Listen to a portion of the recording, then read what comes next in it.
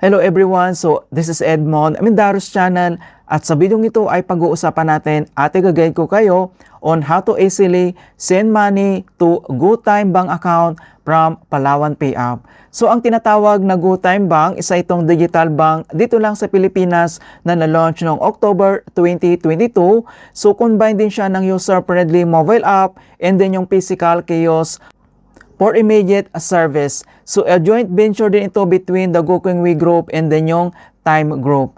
Ayan, so ilalagay ko din sa description box kung paano ba mag-register dito lang sa GoTime Bank.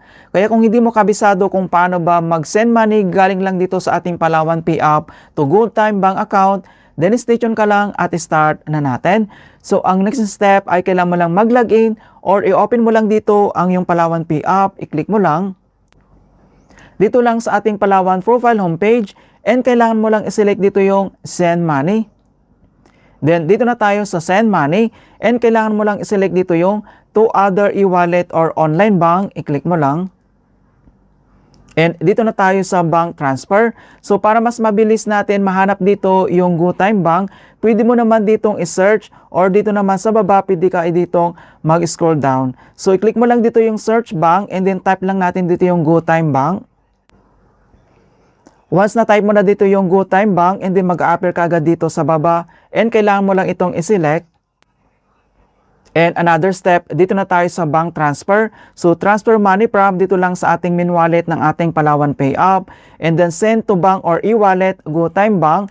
Then next, enter receiver details. So kailangan lang natin i-enter dito yung ating receiver details. So click mo lang dito sa box, enter mo lang dito yung account number. So dito naman sa pag-enter ng ating account number, kailangan mo lang i-enter dito yung GoTime Bank account number na 12 digits and enter lang natin. At once na-enter mo na dito yung account number ng GoTime Bank na 12 digit, and dito na tayo sa account name, and then i-click mo lang dito and enter lang natin dito yung ating account name ng GoTime Bank account. So dito naman sa pag-enter ng name, so complete name po yan. So first name, yung middle name, and then yung last name, either small letter man yan or capital letter, basta tama yung details. So pwede po yan. And then enter lang natin.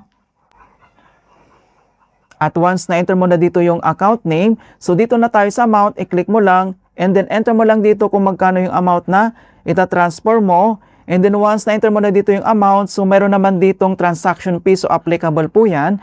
And then receiver email address, so i-click mo lang dito and kailangan mo lang i-enter dito yung kanyang receiver email address and fill out lang natin.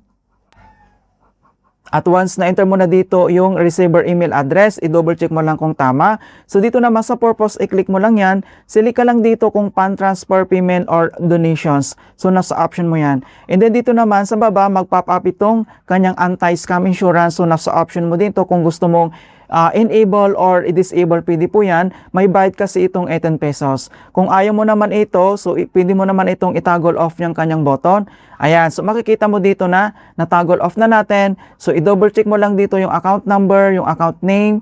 Ayan, so receiver email address. And then kapag okay na, dito lang sa baba, i-tap mo lang dito yung next.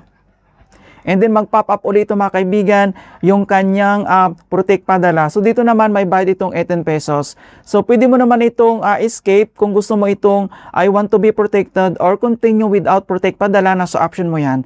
Select lang natin dito yung continue without protect padala, i-click mo lang. So dito na tayo sa last step. So review transfer, ayan, so nandito na yung ating total amount to cash out. So dito naman ay may bayad po itong transaction fee na 5 pesos. So dito sa Palawan Pay, ito yung pinakababa mga kaibigan na transaction fee, 5 pesos lang yung per transaction. So na-add na dito, so dapat may extra balance ka dito. So send to GoTime Bank, double check mo lang yung name, from main wallet, date, so yung amount, transaction fee, pan transfer. So dito naman sa baba, kailangan mong basahin ito. So lahat ng transaction sa ibang bangko or e-wallet gamit ang InstaPay ay makredit ka agad sa receiver. Kung nabawasan ang credit ng iyong account at hindi pa ito nakuha ng receiver, ito ay imbestigahan sa loob ng 1 o 2 araw mga kaibigan. Ayan, so kailangan natin i-double check. Nandito naman yung all details, yung kanilang customer care hotline para pwede natin ito tawagan or mag-email tayo dito just in case nagka-problema yung ating transaction dito. So dito naman sa pinakababa, pwede mo naman gamitin dito ang iyong reward points. Kung mayroon kang points dito, pwede mo naman itong enable mga kaibigan. So nandito naman siya, i-toggle on mo lang yung kanyang button. Kung get discount with your voucher, pwede mo naman itong gamitin. Kapag okay na lahat, so dito naman sa top right corner, kailangan mo lang itap dito yung confirm.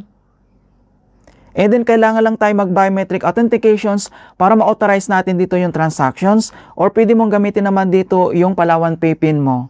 So processing, wait lang natin. Ayan, so makikita mo naman dito na transfer ongoing. So processings, you will receive a notifications for the status of your transaction. So kailangan lang natin itong hintayin. Other details nandito naman, so scroll down ka lang. So via InstaPay ito mga kaibigan. Ayan, so kailangan lang natin hintayin na matransfer or masend lang doon lang sa ating GoTyme Bank account. And then try lang natin i-check doon lang sa ating GoTyme Bank app. So back lang tayo dito. And then login lang tayo dito sa ating GoTyme Bank app. And then i-click mo lang. And then login lang tayo. Okay, so once nakapag-login na tayo dito sa ating GoTyme Bank app, and then i-click lang natin dito, check natin. Ayan, so makikita mo naman dito na napakabilis talaga. So na-transfer ka agad dito from sa ating Palawan Pay app. So dito naman sa top right corner, i-click mo lang dito yung bill icon. Ito yung kanyang transactions. Ayan, so nandito na yung notifications. Transferred po siya, ayan, so to GoTyme Bank from Palawan Pay. So makikita mo naman dito. So napaka-instant talaga via InstaPay. Ayan, so ganun lang po kasimple mga kaibigan kung paano tayo mag-send money or mag-cash in dito lang sa ating GoTyme Bank account gamit lang sa Palawan Pay app. And hope na nakapagbigay ako ng konting kalaman at guide tungkol sa Palawan Pay app tutorials. Thank you guys and see you in my next tutorials.